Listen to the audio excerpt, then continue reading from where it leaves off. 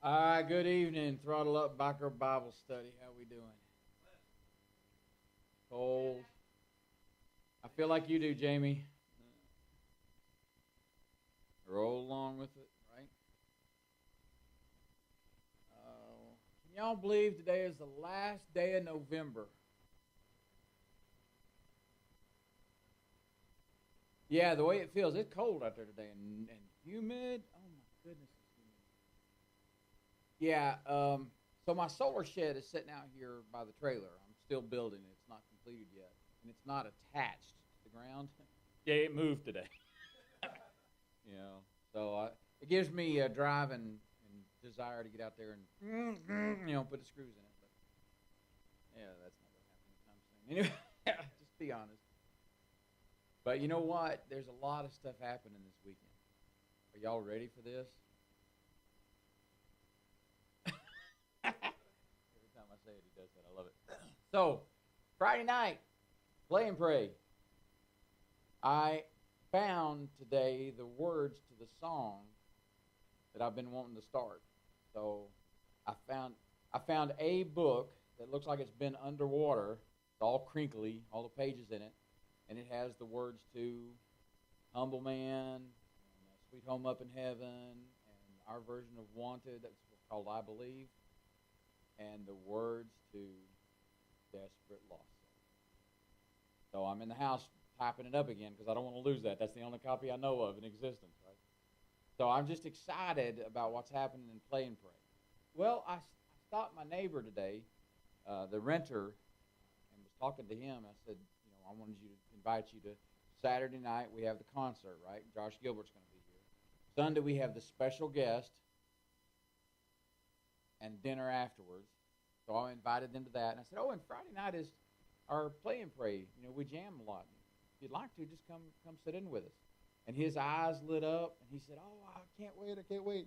He said, and I play. I said, yeah, you've told me you play. He said, yeah, I'm left-handed guitar player, except his strings are backwards. So he plays, it's a right-handed stringing, but he plays it left-handed. And we were talking before about that and how cool it was. And he was telling me who all he played for. He was one of the replacement guitarists for Waylon Jennings.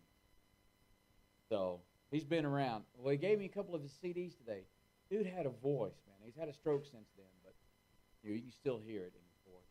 I can't wait. I hope he gets to play with us some, just jam out with us. Anyway, so Friday night, Play and Pray. Saturday night, Josh Gilbert. Sunday, we have the special guest that won't be named again because I was stupid saying that. And the dinner, which is food. Yeah. Right. Welcome to the South. Dinner can be any time from 10 to 9. Yeah. No. Oh. Okay. All right. That's good. So anyway, busy weekend, right? And that's just the beginning. Listen, we're getting a lot of phone calls. We're getting a lot of communications across the internet. We got a donation that came in through Square today off the website. Yeah. We have shipments being made to us to donate down to the pantry. And we have people that want to help with the Family Promise. So it's starting, people, just like I said it would. Once we start putting forth the effort, God will start blessing us. Please tell us, because we will lose sight of that real quick. And you're the exact one I'm thinking about when I say that. No.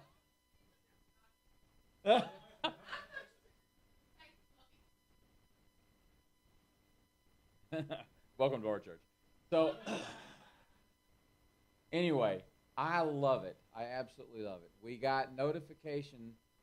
Hang on a second. Sorry. We got notification from an outside source that our admin has been doing an absolutely exceptional job. And I think y'all need to know and hear what was said. They have never seen someone work so hard at something that they have never done before. I thought that was pretty cool. Excuse me. So, thank you. And for the rest of you, just know, like I say, there's a lot of stuff coming. There's a lot of stuff coming. I've read and heard so many things this week that follow along this line of theological processing. God puts you on your heart to do something that may scare you to death. But until you take that first step, you'll never see how big He is and how hard He will work to make sure you succeed. I love that. I absolutely love that. So, to those that are helping whenever we do events, to those that are spreading the word, and to those that are inviting people. You'll hear me say that again Sunday. Thank you, because we're ready. We are ready. So, let me open us up a word of prayer, and we'll get back to our favorite book of the Old Testament. No, we haven't got to the book of Math yet. We'll talk about that one in a few months. No, book of Numbers. Anyway, Heavenly Father, Lord God, again, we thank you for this place that you've given us. Father, I thank you for these hearts that just want to come and hear your word and study what it is that happened so long ago, so they understand more about the Jesus that saved them from their own selves. Father, I just praise your name for these words. Lord, sometimes it gets monotonous for us because we don't understand the true meaning of all this. But Lord, I ask you to clear our hearts, ease our minds, and let us hear the words of Moses as we start continuing down this pathway, learning what the rules were for the sons of Levi, the priests, for Aaron and his sons. Lord, I just thank you again that your Son, our Savior, took the place of all this so that we don't have to know all of this. But Lord, that we know that it has been done for us through him. Father, I thank you again for everything you're doing to us, through us, and for us. In Jesus' name, amen.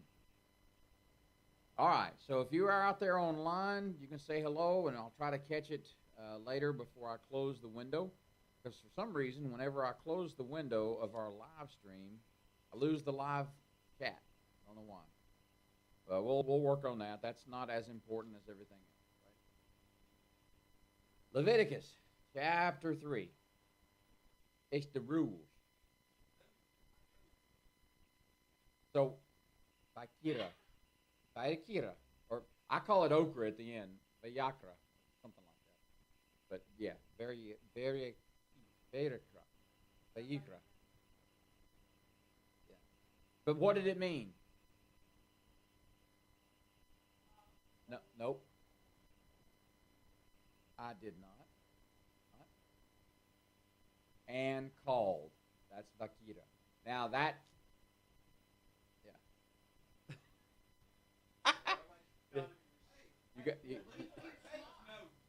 You got to know which answer to copy on the test. Right? All right. So here are the laws for the peace offerings. Okay. So once again, if your version says something different, or if you have a question or a statement, please speak up. Okay? Here we go. It said, this is God speaking to Moses, right? It says, if his offering is a sacrifice of peace offering, if he offers an animal from the herd, male or female, he shall offer it without blemish before the Lord.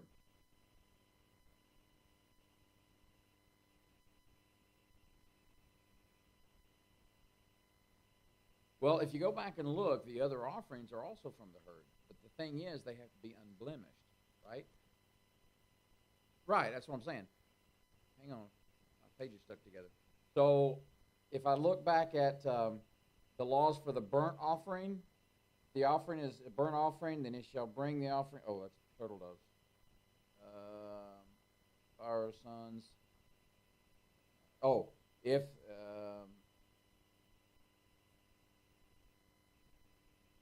where is it? I can't see.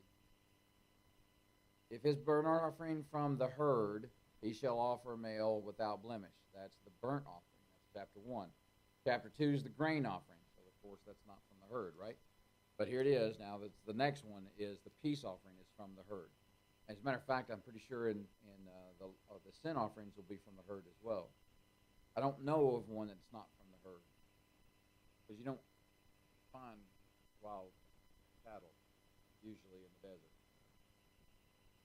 I don't know. Never hunted a cow. I've never hunted a cow. Share the rest of them if I did. Anyway, it's like so, and I just love that. I think that's funny. And he shall lay his hand on the head of this offering and kill it at the entrance of the tent of meeting, and Aaron's son, the priest, shall throw the blood against the sides of the altar. Stop. So you got to remember now, this is outside of the tent, and they kill it right there on the altar in the front of the courtyard, right? And then the sons will take the blood up to the altar for burning and put it on the sides, right? Verse 3, and from the sacrifice of the peace offering, as a food offering to the Lord, he shall offer, I love how this sounds like.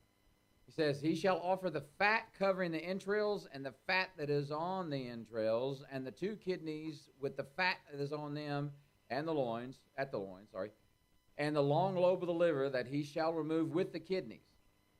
So this is all the fatty meat, right? Now, we usually cut that away and not eat it, right? Yeah, artery clogging stuff, right? But they're to burn it, okay? Remember, this, where does it say this? It says, then Aaron's son shall burn it on the altar top of the burnt offering, which is on the wood on the fire. It is a good offering with a pleasing aroma to the Lord. Stop and think about a barbecue. You know, when you throw a good marbled ribeye out, flares up, that smell is what I'm trying to Google now. Right? I mean, it smells good. I would venture to say even a vegan would. Yep. So what am I on? 6 now? 6. If his offering for a sacrifice of peace offering to the Lord is an animal from the flock, male or female. Now, what's the difference between a flock and a herd?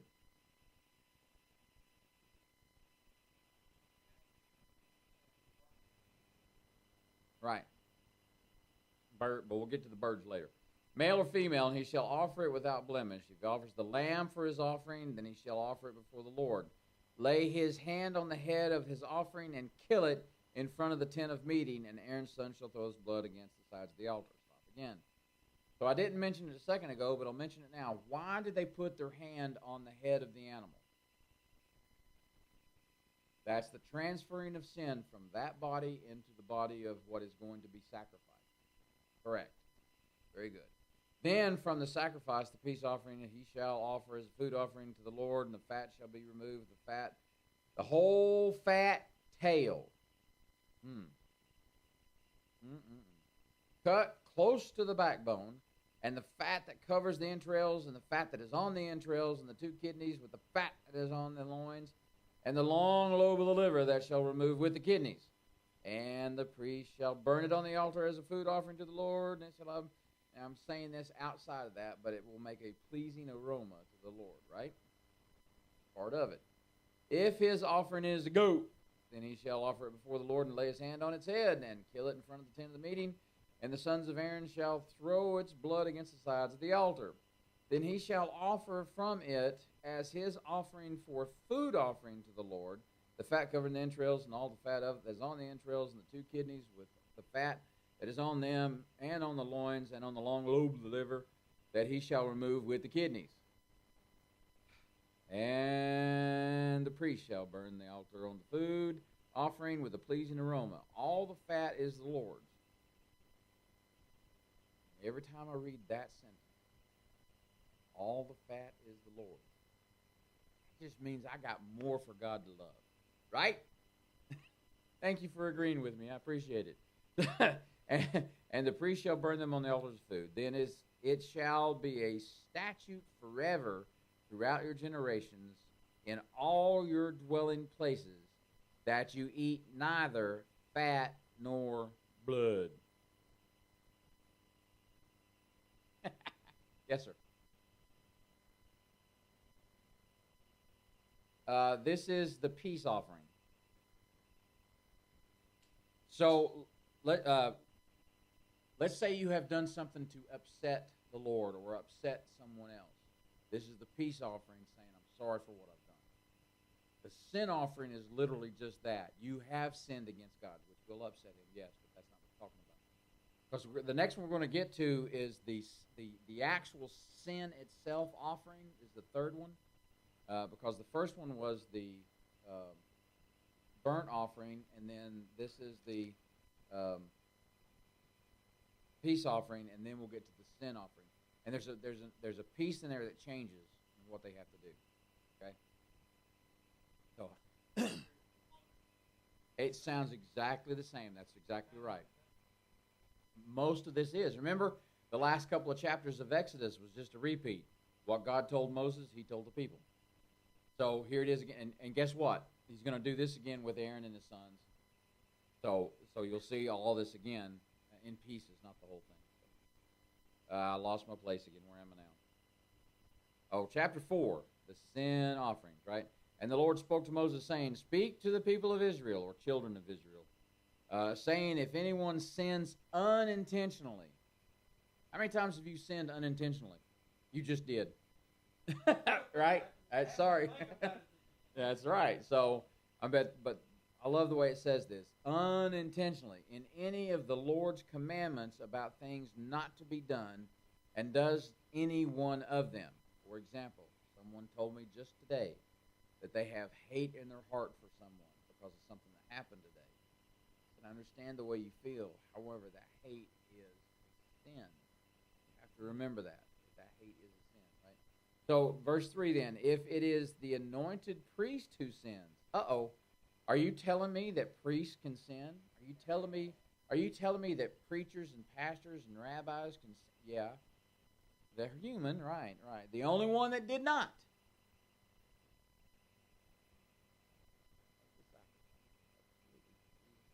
Right?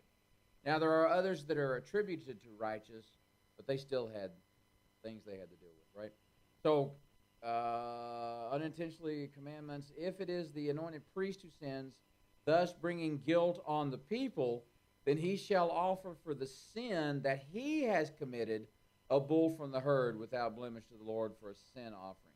He shall bring the bull to the entrance of the tent of meeting before the Lord, and lay his hand on the head of the bull, and kill the bull before the Lord.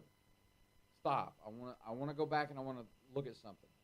If I go back to chapter 3, and it says, He shall bring it without blemish before the Lord, and he shall lay his hand on it, is killing it at the entrance of the tent of meeting, right?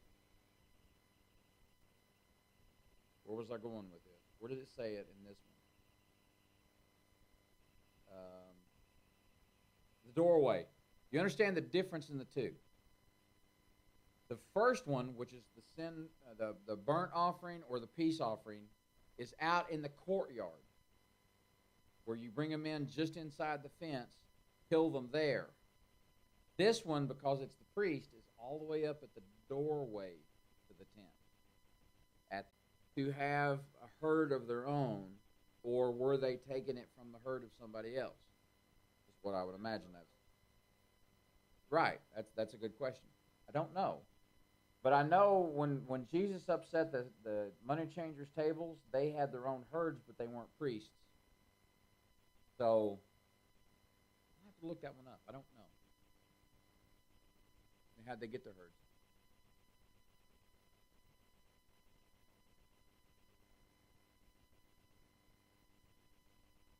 They found blemishes on them, even though they may have just walked across the street. Oh, that's no good. You have to buy one of ours. Right. Ooh, very good.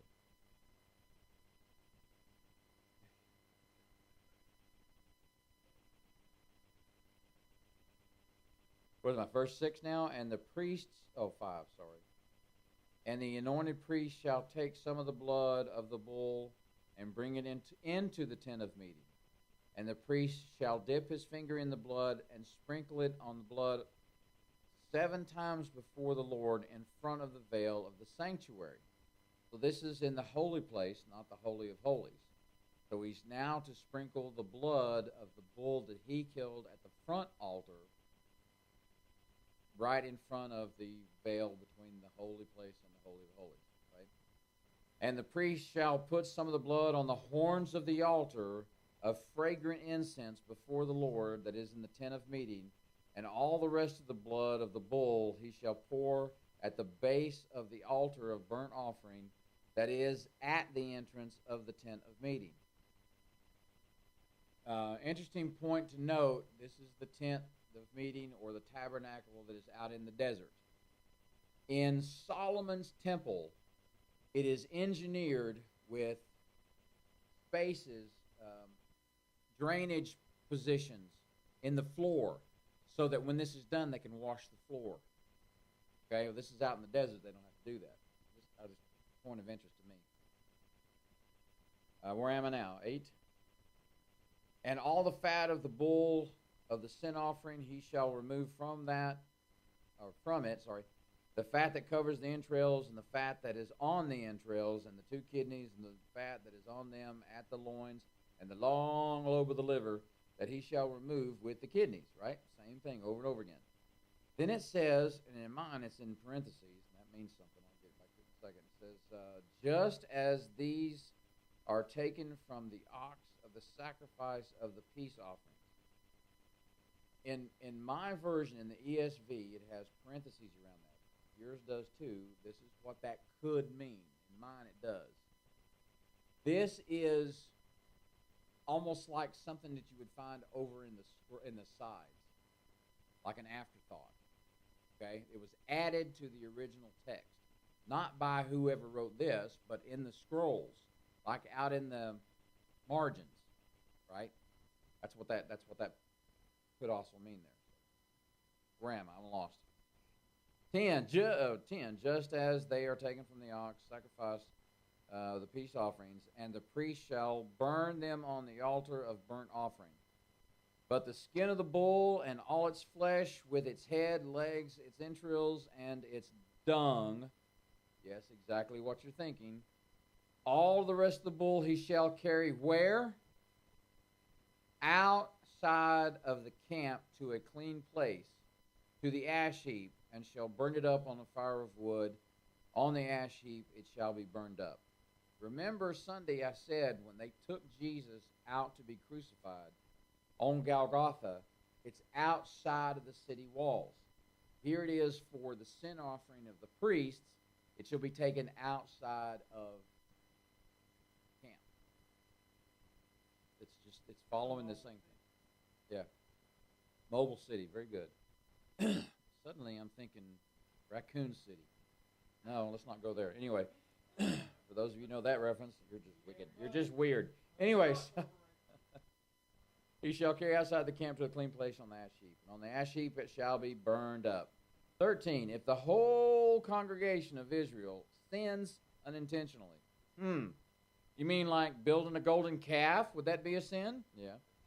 But they didn't. They threw the gold in the fire and it assembled itself. And the things is hidden from the eyes of the assembly, and they do any one of the things that by the Lord's commandments ought not be done, and they realize their guilt when the sin which they have committed becomes known. The assembly shall offer a bull from the herd for a sin offering and bring it in front of the tent of meeting. Correct me if I'm wrong. Farther down the line, for example, they bring to Jesus a woman who had been caught in adultery, and they were going to stone her to death. Would that person's sin of adultery be what is referred to here as one of the things? When it finally came to light, when somebody realized what was going on? Or was it when someone came up and said to the priest, hey, I did this bad thing. I stole a pen from the office. Is that the kind of thing? See, yeah, that's what it kind of leaves it open here, but it says when it has been become known, the assembly shall offer a bull. So all of the people bring that to the priest. Then it says, and the elders of the congregation shall lay their hands on the head of the bull before the Lord, and the bull shall be killed before the Lord. Why are the elders doing it? instead of the sinner or the priest?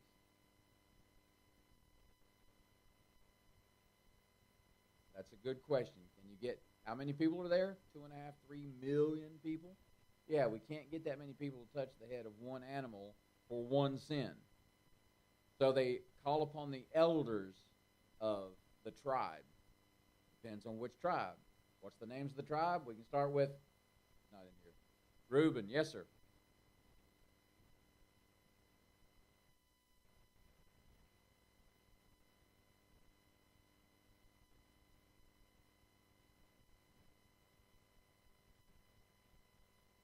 Right, it's from a group.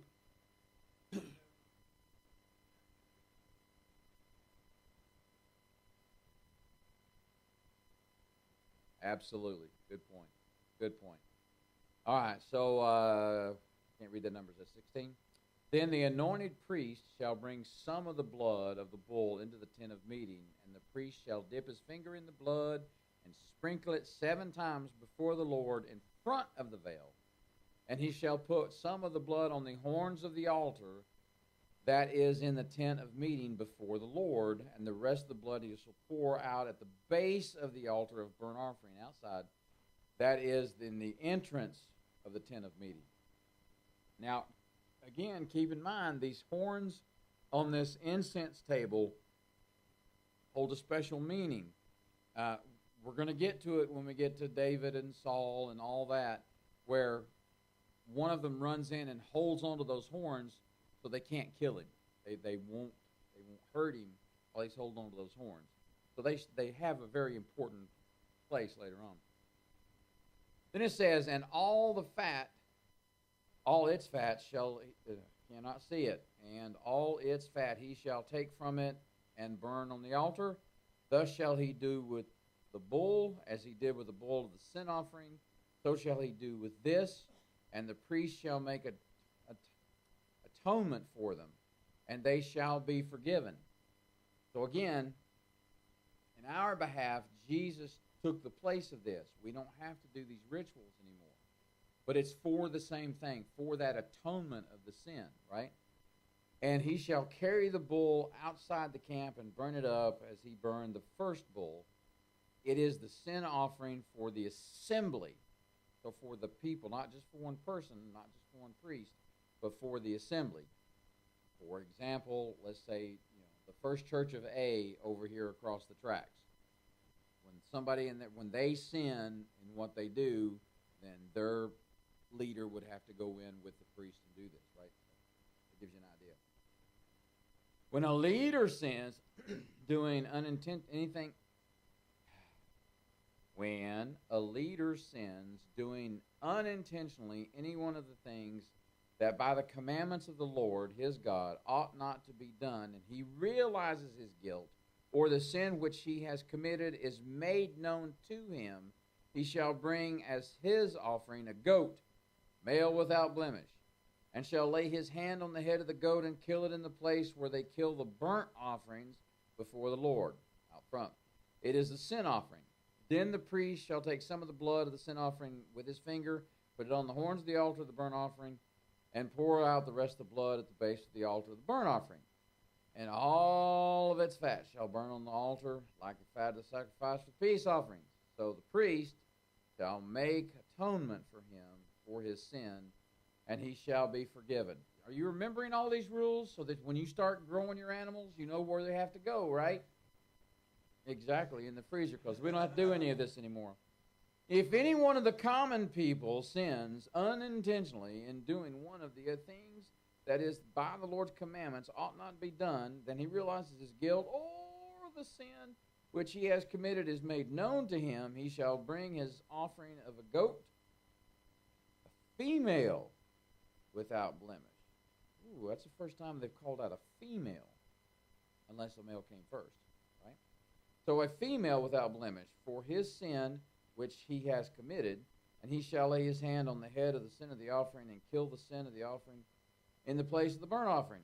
And the priest shall take some of its blood with his finger, put it on the horns of the altar of the burnt offering, and pour all the rest of its blood on the base of the altar and all its fat he shall remove, and the fat is removed from the peace offering, and the priest shall burn it on the altar for a pleasing aroma to the Lord.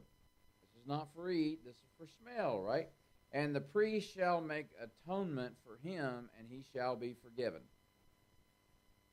If he brings a lamb as his offering for a sin offering, he shall bring a female without blemish, and lay his hand on the head and the suffering, and kill it for the sin offering in the place where they kill the burnt offering.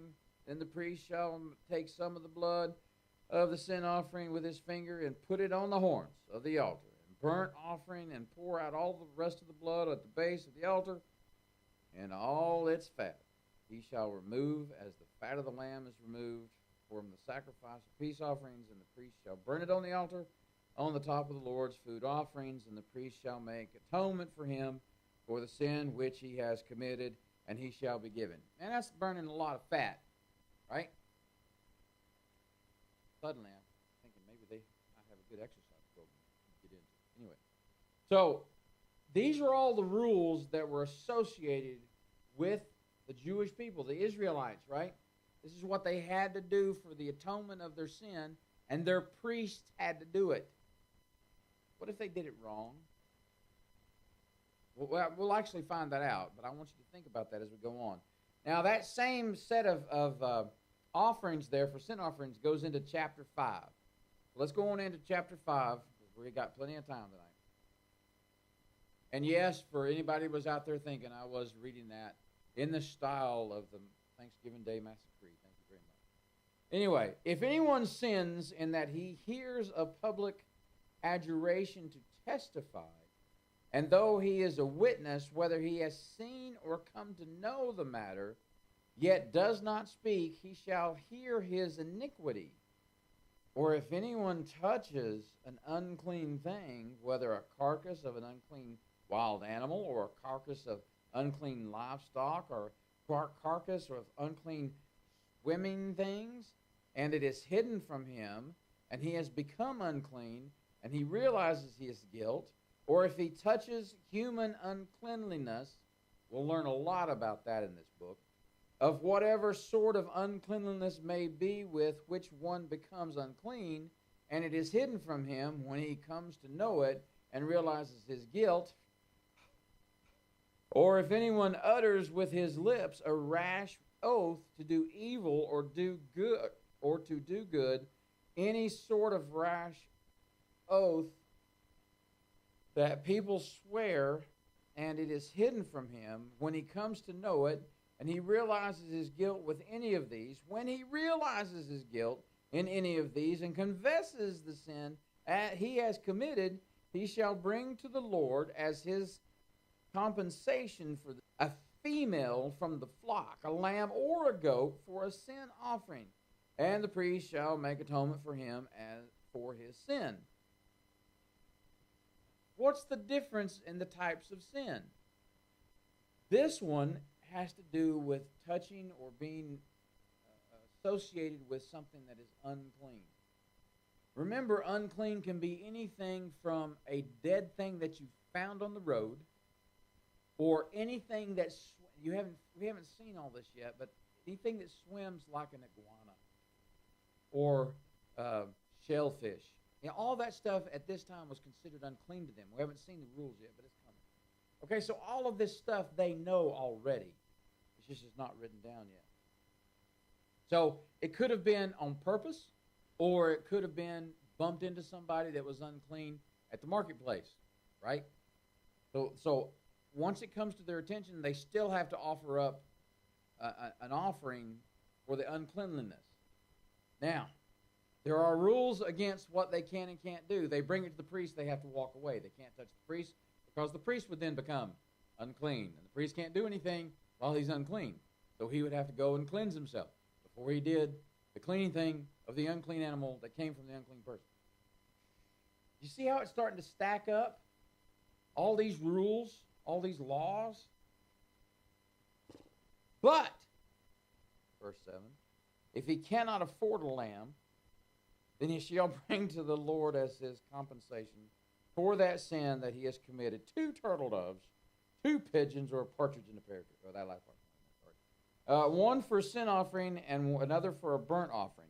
He shall bring them to the priest, who shall offer first the one for the sin offering. He shall wring its head from its neck, but shall not sever it completely. And he shall sprinkle some of the blood of the sin offering on the side of the altar, while the rest of the blood shall be drained out at the base of the altar. It is a sin offering. Then he shall offer the second for a burnt offering according to the rule. And the priest shall make atonement for him and the sin he has committed, and he shall be forgiven.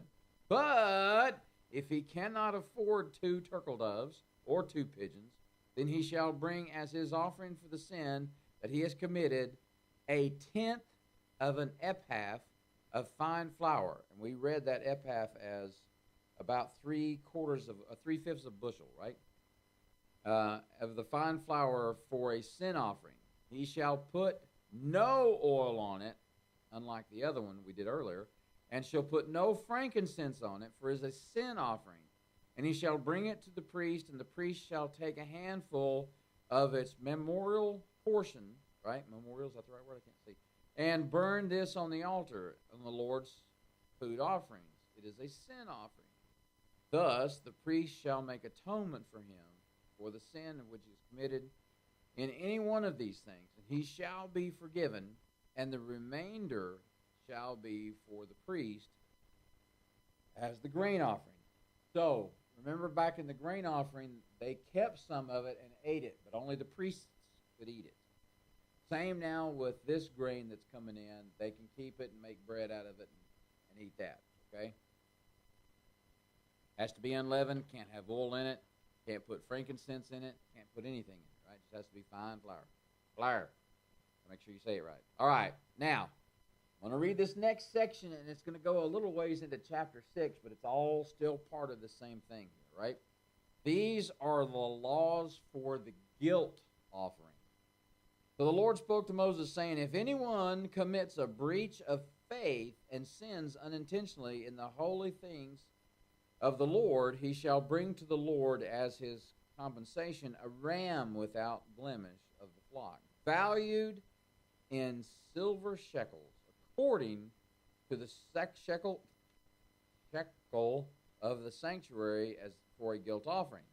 He shall also make restitution for what he has done amiss in the holy thing, and shall add a fifth to it, and give it to the priest. Stop.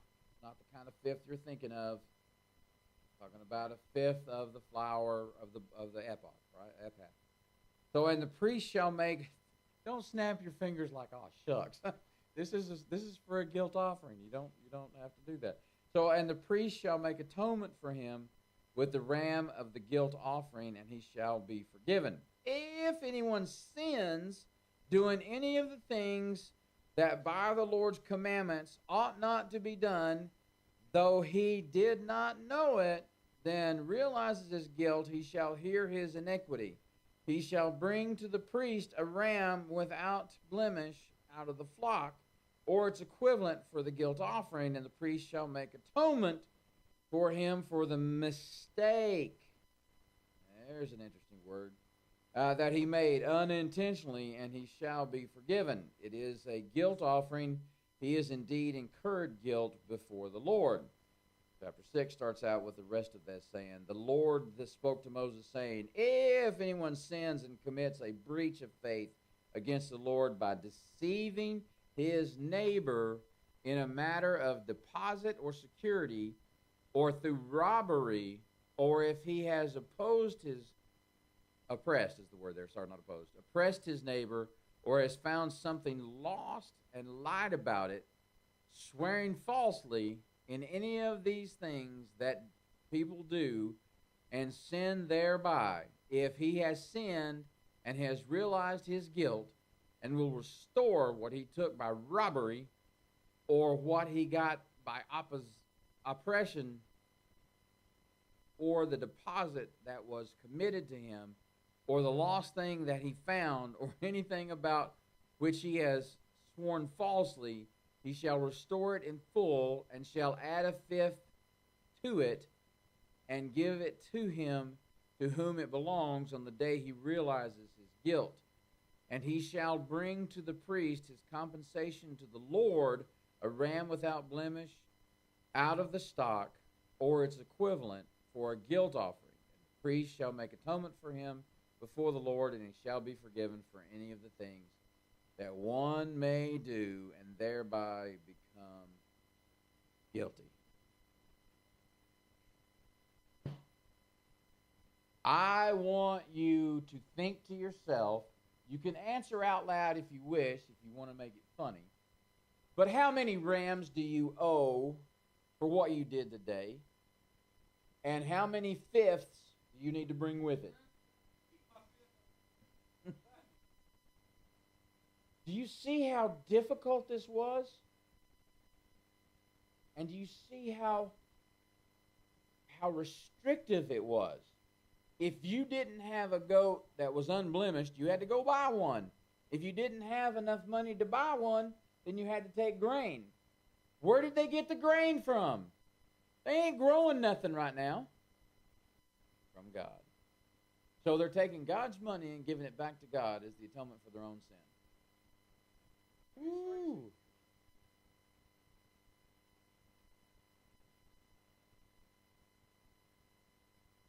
Yes.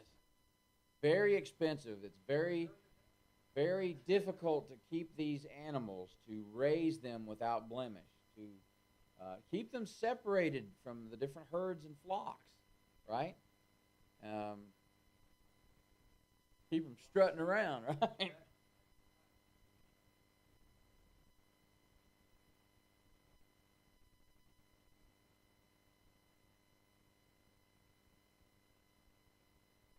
Right. So a lot of it was repetitive because of who has to do the slaughtering, the dipping of the blood, the burning of the fat, right? All that stuff. It is repetitive. However, you have to know what you've done during the day, and you have to know what atonement what you have to pay for what you've done. Yes.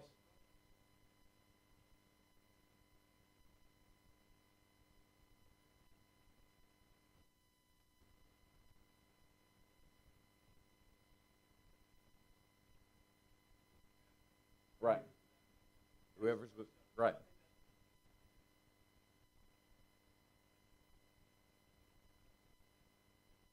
That's exactly what I brought that up for. Good point.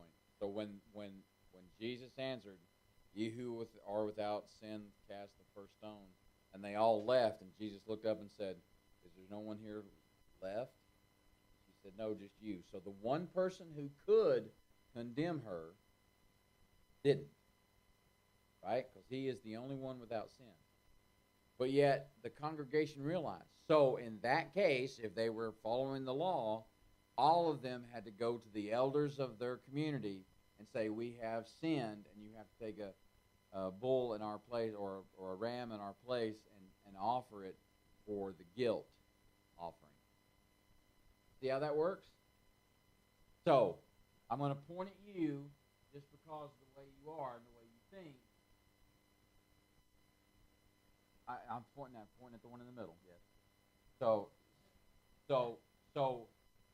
you know that sometimes, I'm not calling you out. I'm just saying that you are the person that would think this way. You would know the cost of the thing that you had done and what it's going to take to get that atoned for if you were in this place. Right? Doesn't it get expensive? Yeah.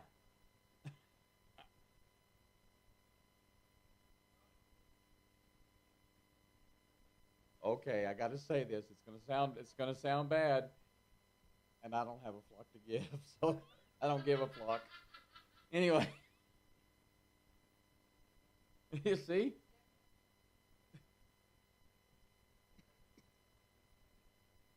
No, you can't.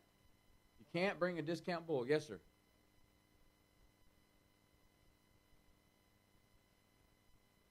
That's a true statement. What he said off camera is, but God provides these things. Absolutely. So they had them in the herds.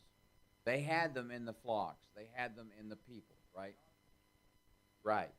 But they still had to be uh, They had to go through with it. That's the word I'm looking for.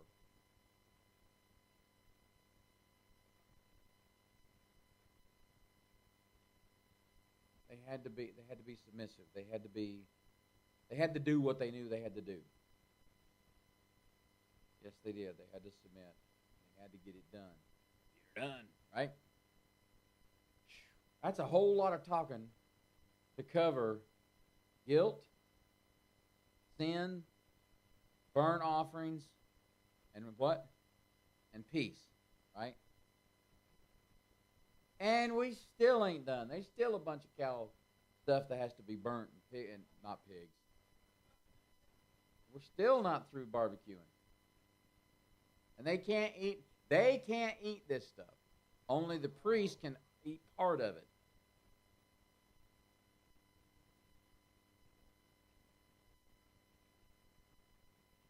Right, they can cook their own.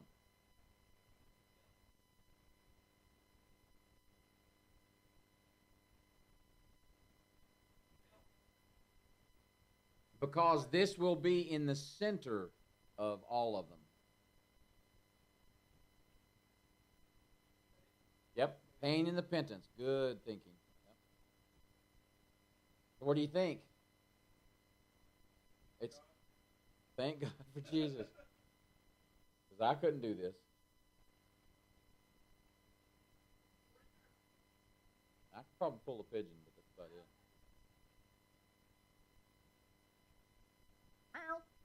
Anyway. So that's that. No.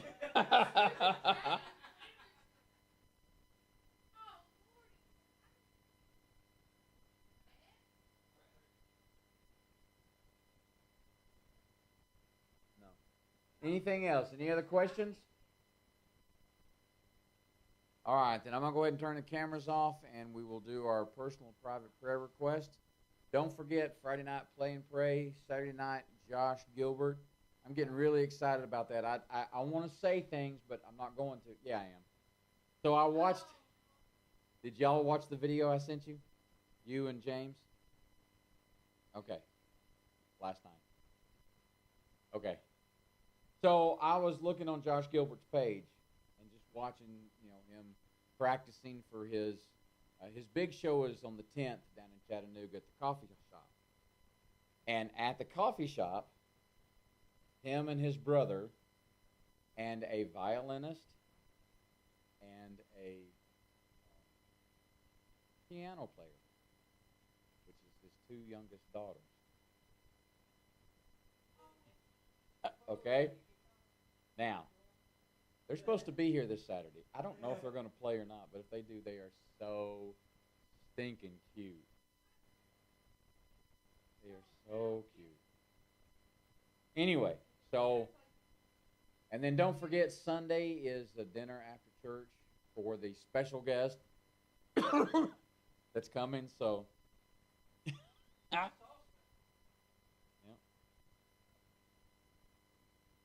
All right.